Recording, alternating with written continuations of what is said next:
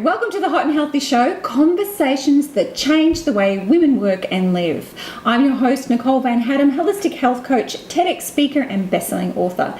It is my pleasure to introduce you to Jason French, who's an all-round awesome guy, but he's also a global leader in consciousness, human excellence, and personal growth, and is at the forefront of inner child healing. Our topic today is therefore very appropriate. Very appropriate. Healing the inner child. Welcome to the show, Jason. Thanks so much, Nicole. Very excited to be here once again to have a chat with you about how we can make a difference. In your own unique way as well. Yeah.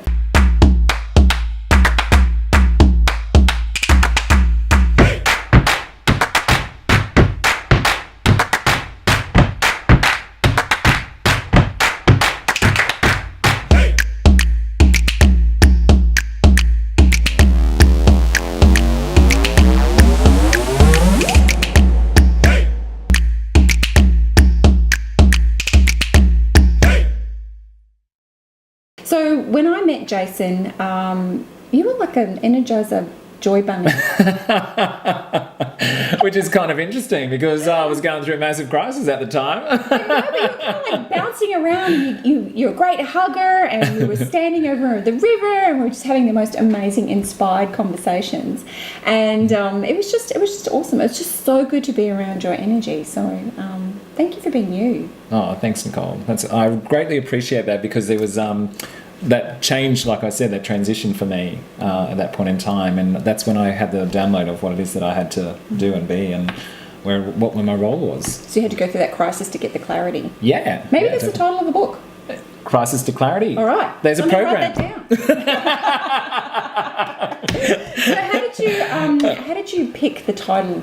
Because I asked you, what would you like to talk about in the show, and you came up with healing the inner child. Yeah, so the inner child to me is really, really important. And the reason why is when I was going basically through my self-research and also the people that I've supported as a coach over the years, the big thing that always came back to was around the child. It was always around childhood trauma. And childhood trauma, I never saw it as being as big or complex as what it's been, and it always comes back down to what we kind of come down to was about mum and dad. And then I started to think, well, why do we always have to blame mum and dad for who we are and why we are? And it was learning about, well, really it's about the child learning to self-parent, because the child, when you think about it, when it comes into the world, doesn't say, can you do this for me? Can I have this? Can I do this? You know, doesn't say this is what my intention is for life. It basically trusts the process of what it's being taught, and then it identifies what's important to it. So the inner child to me was really important to go back to, if I wasn't programmed to be a certain way, who would I be? And it was really, really exciting, because when I actually went there myself, I had a moment, and that moment was I was all about life experience. And so when I went straight into that process, I've been able to support so many people from that with the programs that I run, to be able to see how that actually sets them up now to a very empowered life, as opposed to living that distorted matrix, because it just didn't seem right to them, because they're living up to the expectations of not only mum and dad, but they've been living up to the expectations of society, etc. So that, I believe, has a massive impact on us in a health-wise. Right. And so if someone's listening to this and the first time they've ever come across the concept of inner child, what are you meaning by that? What I mean by that is that we all have childlike eyes within us. So basically there's a child within us that has been suppressed or distorted, that's been crying out for love, or it comes from a place of active love. And so when I learned that these kids that, when you'll be hanging around with people and they say, oh, they're just such a child. Well, usually they're caught in that moment of where that it was either joy or where it was trauma. So if they act like a child in aggression, there's going to be a way that they got away with that as a child, that they were trying to express, but they were truncated in that expression. So that's where the concept for me is really come back to, is it's really important for us to look at that process for us, of where was our spirit shone, we shined, or where was it our spirit was truncated, basically, dialed down, or trapped in a little box, and that creates an emotion, and so that emotion then gets triggered in our body, And that's where the dis-ease in our body happens, which creates disease. And so they're the sort of things that I've kind of looked at over the years and really gone in there myself to find out. So. I find it so interesting when I talk to practitioners and healers that their own personal journey has been the guide for what they're supposed to be doing here on the planet. And in your case, absolutely so. Yeah, I tried university. It wasn't really for me. I was going through all these different things of going, what is it? And after my own 35 kilo weight loss, which I've shared beforehand, and I lost 5 kilos in a week, and I was just basically surrendering to my BS, that I learned that there was something deeper than that. So it's holistic weight loss. Yeah. You dealt with what the issue was that was holding on to the weight, and it just... Which was the emotional blocks. And that's basically what I support people, is removing those emotional blocks for them to connect with their spirit as well as their physical experience here on earth. And so how does the inner child show up as a functional behaviour, and when does it show up as a dysfunctional behaviour?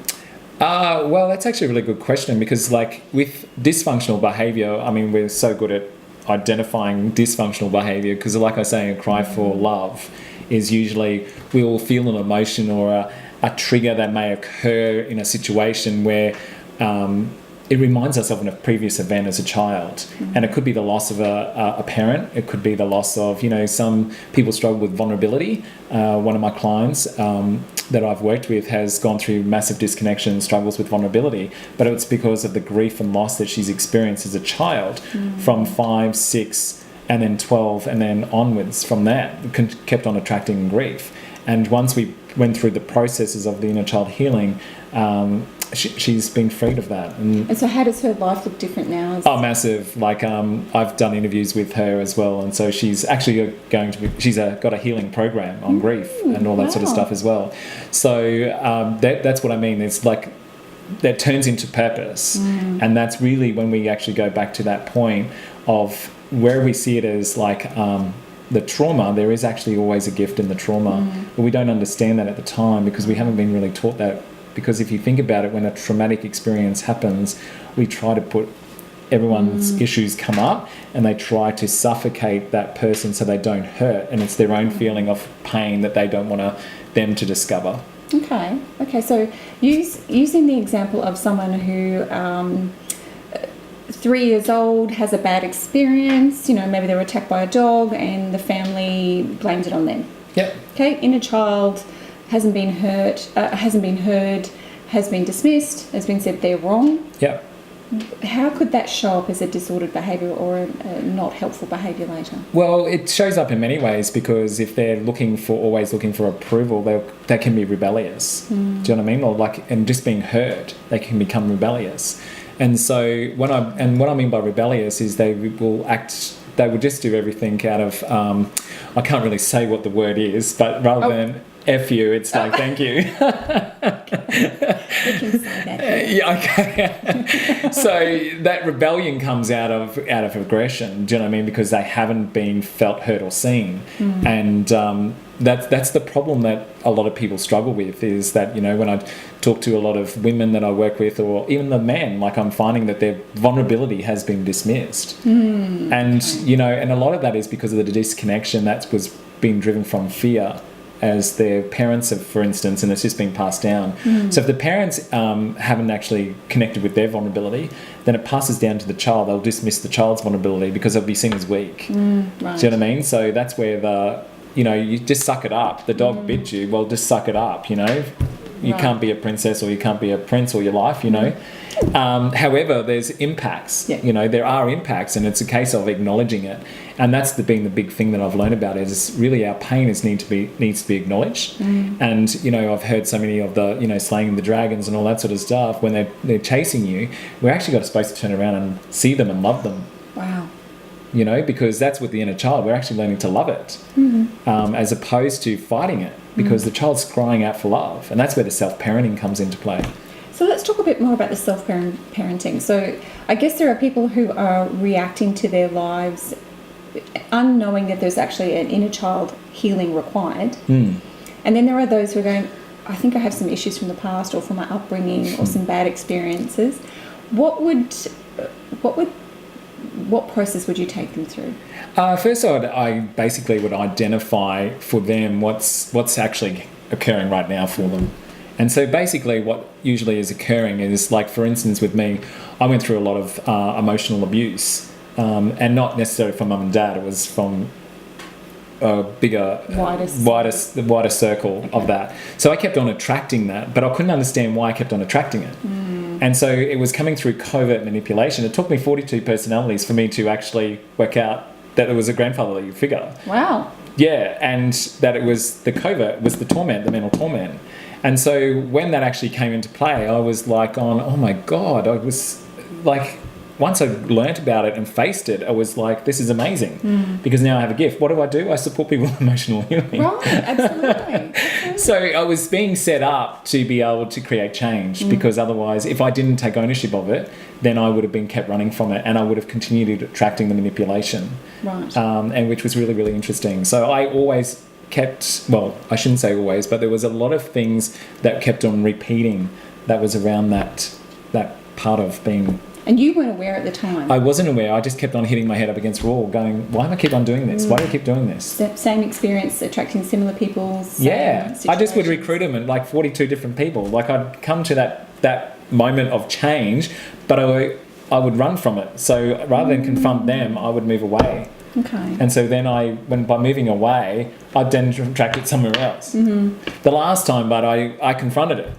And they moved away. So Problem solved. Problem solved. Okay. I got the lesson. So they do say that you get the lesson until you learn the lesson. Yeah. You keep repeating the lesson until you learn what it is you're supposed to learn from this experience. And we can get it up here. We can get the lesson up here and go, oh, you know what, I got this sorted. But you got to integrate it. You got to go through the emotional and the physical change. And that's where the cellular change happens within the body. And do you think that's why you just naturally melted 5 kilos in 1 week? Yes. Because at that cellular level, your body suddenly went, I'm safe, I can relax now. Yeah, I can let go. And, you know, my weight was basically rebellion. Was it rebellion against yourself? Or against everybody else, protecting everybody else. Wow, so that's a huge outcome. Yeah. So once I learned to open myself up, then I've been able to stay protected. And, you know, I had an experience last year where I had someone in my life that came into my life that it triggered that again. And I ended up with adrenal fatigue. So I had to rebuild that. Wow. And like I've just been supported. You hadn't quite learned the lesson. I hadn't quite learned the lesson, but I got it cleared this time. Right. I know I've got it cleared. So maybe you still had the same patterns of behaviour and you got a bit blindsided. Like as you said, you got it up here. I was aware. Got it cellularly, but you maybe hadn't got the habit. Yeah, I hadn't gone like into my body as such to get the clearance from there. So emotionally and like I could see the signs spiritually, I could see exactly what was happening. I had the awareness and I had the emotions. I could feel the emotions and I confronted that. But the thing that I hadn't let go of was in my gut. And my gut was where basically that had to be released. And so once I released that, I was fine. So there's abandonment as a child, yes. There's abuse as a child, there could be emotional abandonment, physical abuse, all the different types of abandonment and abuse. What other things could people identify? The other thing, it could be something really simple. You could have just the most incredible parents, but you're living up to their expectations. Do you know what I mean? So, and because you're using a comparison, an external reference, what happens is that, you know, you can also take that process and make yourself not good enough. Because if they've got the happy marriage, then what happens is with you is that you will start to feel like you can't get your partner to be like mum or dad's relationship. Oh, right. So you can start to project onto them to try and so therefore you never commit. So if somebody's listening to this and going, well, gee, I'm not sure I have any inner child issues. What would you say? What would I say? Interesting. Is there anybody who would have had a human experience and be sitting here listening to this who wouldn't have an inner child healing need? Yeah, you know what? There would have been something. You know, you could go through abandonment simply by going, you know, when you go shopping with your mum and dad and mum's... you've lost mum and dad in the shopping centre, you go through a trauma experience and therefore you go through abandonment. Who's going to buy me the chocolate if mum and dad aren't there? Yeah, basically. But there's a trauma, there's an abandonment right there. So it doesn't matter how, and this is the whole thing that a lot of parents, they get overprotective and thinking that, oh my God, I can't have them go through. That's actually part of our journey. It's about a part of our development is for us to go through that. But wouldn't that, by saying that, I'm just thinking about that particular example, would that not encourage parents to go, well, I can't allow my child to experience any kind of abandonment, such as I've lost my kid in the aisles of the supermarket? Yeah. Wouldn't they become overprotective? Yeah, they do. And that would not be a good thing either. No, that's what I mean. So that's what I mean. We can't beat ourselves up because everything happens for a reason, for our own journey to evolve. And that's the big challenge that a lot of us face. So what's the secret then? We're all going to have inner child issues. Parents are going to mess us around. So as we get older and we get more consciously aware, we start taking personal responsibility for, well, I've got inner child issues clearly because I'm from human parents. I am speaking about myself. I'm not sure they're always human. So if we're all sitting there, so we get to that level of self-awareness or questioning, where we go, well, I must have an inner child issue at some level. How's that showing up in my life? I need to do something about it. Yeah, and I think with inner child's, there's been so many like modalities out there that have used inner child healing. But the thing that I have learned, it's not about going back and you just automatically heal the inner child. It's if you think about the development that we go through, like even going through school, we don't just get to year 12 straight away. So it's actually foundations that we're building. And what it is with the child, if you think of the child being shy, it's or it could be reactive, so therefore it screams and shouts. Depending on what your child was like, it could be covert, for instance, so therefore your child's shy, and it's like if you think of parents going, come on, would you like this lolly? Would you like this? Would you like that? That covert child gets like knows how to manipulate and strategize the parent. Right. And so therefore, if it hasn't, it's kind of like what I have to do is bring that child out to expose it, for it to actually go, oh, someone saw me, someone heard me. That's actually what I was wanting. But my mum and dad didn't see that because I was able to manipulate them. Right. Because you do. You're a kid. You're trying all the sorts of human experiences you can. Yeah, to survive. Right. So if you're working with an adult, which I'm assuming you only work with adults? Yes. I do work with some kids depending on where they're at. Okay. Yeah. So they would come to you would sit down, and how would you uncover what version of the inner child hurt? Because I'm assuming also that we have multiple. Yeah, we have different, and like that's the whole thing. It comes down to everyone's journey, so what they want to go to. Some people don't want to go there. So if they just want to stay, I give them the option of whether if this is all they want to learn about, that's fine. And after that, we can see where we go from there. Okay, great. And so you'd have a conversation with them, and then how would you work out what that journey is? It different for everyone? It's different. It's basically different. Everyone's actually goes through their own individual journey. So it's just learning about what are their keys. And that's what I love about my programs is it's actually about their keys, which are really their gifts. And they're hidden. And that's what I love about it, because I actually do processes that reveal those gifts. And then they go, oh my God, that was really easy. Right. Okay, so someone comes to you, and is it ever too late? Never too late. My client at the moment that I've been working with is 74 years of age, and the youngest client that I've worked with has been around 12 years of age. But what I try to do now is work with obviously more of the 18 plus. However, the main market that I work with is between the 25 to 45 years of age. Why do you think it's in that demographic? Because it's the different transition of generation stuff. You know, like my parents, for instance, they grew up in a lot of scarcity, and then they wanted us to have the world. Oh, they went the opposite. My parents did a bit of scarcity because they came from scarcity, and they were very conscious of the lack of abundance. Yeah. So that was kind of drilled into us. Don't waste money, don't waste food, don't waste time, don't... Yeah, so it's all fear-driven, and this is what I'm learning about is that this younger generation, they've been given so much love, but then they get overwhelmed, and they don't have that emotional resilience. So this is what I mean. There's so many things that we're such complex human beings. That'd be fabulous. I know, it's great. So you mentioned as well that there was a lady you were working with recently. She went to one of your events, soul ignition classes. Yeah. And she's in her 70s. Yeah. And had amazing transformation. Didn't realise her trauma was when she was actually as a child. She was an immigrant here to Australia from Italy. And her trauma was quite severe as a 6-month-old baby, and she was actually found in rubble. And so there was a bombing and right. And not just once, twice, but she never thought that any of that had an impact because she was a baby. And through the processes that I do, she came back to that healing of that child. And it's been incredible because now she's in peace and harmony, which was all chaos. And she had a very simple message at the end of the program, which was come from simplicity as opposed from chaos. Right.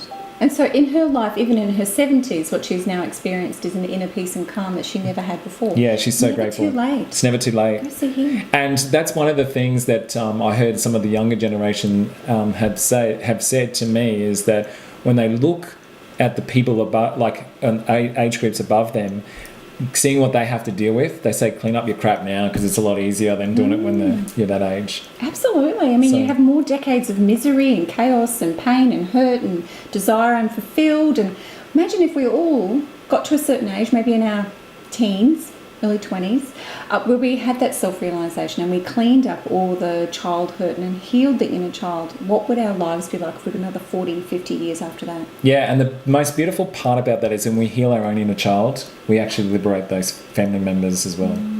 So even without you realising it, you're having an impact on the other family. So hashtag it is all about you, but it is all about those people who are connected to you as well. Yeah. So Jason, how can people find out more about what you have? You can like my Jason French Human Potential page. There's that radio voice again. There it is. And you can check me out on there as well. I'll share a link with you in regards to upcoming event, like my next upcoming events. So when is that? It's a 6-week program? Yeah, I'm going to do a 6-week program, or else I do 1-day live events, depending where you are. And you've got a live event coming up in Sydney and then again in Brisbane? Yes. Okay, great. Yeah. What are the dates for those? For the Sydney one at this point in time is the 24th of March, and the Brisbane date is going to be a weekday. I haven't actually set the date for. Great. And if you're tuning into this either on the audio or on the video and you're not going to be able to make those dates, you do have an online... I do have a 6-week online program, which I'd love to... How do people get you? Check me out on Facebook. Okay, we'll go on Facebook. I'll put the links here with the show as well. Yeah, and I'll share the link, obviously, with you so that you can share it with your peeps. Great. Thanks, Jason. Thank you, Love Nicole. having you on the show. Loved being here. See you, everybody. See you later.